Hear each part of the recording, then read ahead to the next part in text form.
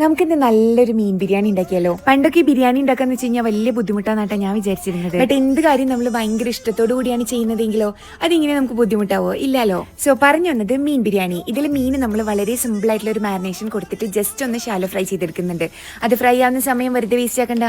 കുറച്ചുള്ളിയൊക്കെ cut ചെയ്ത് എന്തായാലും ബിരിയാണി ഉണ്ടാക്കാൻ പോയല്ലേ. പിന്നെ നമ്മൾ ഈ മീൻ ഫ്രൈ ആക്കുന്ന ടൈമിൽ കുറച്ച് തേങ്ങാപ്പാലും കൂടെ ആഡ് ചെയ്ത് നോക്കൂട്ടോ. അത് നന്നായിട്ട് ഫ്ലേവറിനെ എൻഹാൻസ് ചെയ്യും. പിന്നെ എന്താ ഉള്ളി വെളുത്തുള്ളി പച്ചമുളക് എല്ലാം കൂടി ചതുക്കി എടുക്കുക, തക്കാളി കട്ട് ചെയ്യുക, ഉള്ളി പൊരിച്ചെടുക്കുക. ആസ് യൂഷ്വൽ ഒരു ബിരിയാണിക്ക് വേണ്ടുന്ന എല്ലാ സംഭവങ്ങളും ചെയ്തു വെക്കുക. അതെല്ലാം ചെയ്തു വെച്ച് കഴിഞ്ഞാൽ പിന്നുള്ള കാര്യങ്ങൾ ഭയങ്കര ഈസി ആവില്ലേ. മസാലയിൽ നമ്മൾ മഞ്ഞൾപ്പൊടിയും കുരുമുളക് പൊടിയും ഗരം മസാലപ്പൊടിയും മാത്രമേ ആഡ് ചെയ്യുന്നുള്ളൂ. പിന്നെ വേറൊരു സീക്രട്ട് ടിപ്പ് എന്താണെന്ന് വെച്ച് കഴിഞ്ഞാൽ ഫ്രൈ ചെയ്ത് വെച്ചതിൽ നിന്ന് ഒരു കുഞ്ഞു മീൻ കഷ്ണം എടുത്തിട്ട് മുള്ള് മാറ്റിയിട്ട് ഈ മസാലയിൽ ആഡ് ചെയ്ത് നോക്കൂ. നല്ല ടേസ്റ്റ് ആയിരിക്കും കേട്ടോ, ഭയങ്കര ഫ്ലേവർ ആയിരിക്കും. അപ്പം നമ്മുടെ മസാല റെഡി ആയിട്ടുണ്ട്. ഈ മീനിട്ടിട്ട് പിന്നെ കൂടുതൽ ഇളക്കാൻ നിൽക്കേണ്ട, അതങ്ങനെ അടച്ചു വെച്ചാൽ മതി. ഇനി നമുക്ക് നെയ്ച്ചോറ് ഉണ്ടാക്കണം. അതിന് വേണ്ടിയിട്ട് നല്ല മണമുള്ള ജീരകശാല റൈസ് എടുക്കുക. അത് കുക്കായതിനു ശേഷം അത് നമ്മുടെ മസാലയുടെ മേലെ ഇട്ടിട്ട് ദം ചെയ്തെടുക്കുക. ഞാൻ 2 ലെയർ ആക്കിയിട്ടാണ് ദം ആക്കുന്നത്. ഇത് നന്നായി അടച്ചു വെച്ച് ഒരു 10 മിനിറ്റ് സ്ലോ ഫ്ലെയിമിൽ നല്ലപോലെ കുക്ക് ചെയ്തെടുത്ത് കഴിഞ്ഞാൽ നല്ല കിഡിലം ഫിഷ് ബിരിയാണി റെഡി ആയിട്ടുണ്ട്.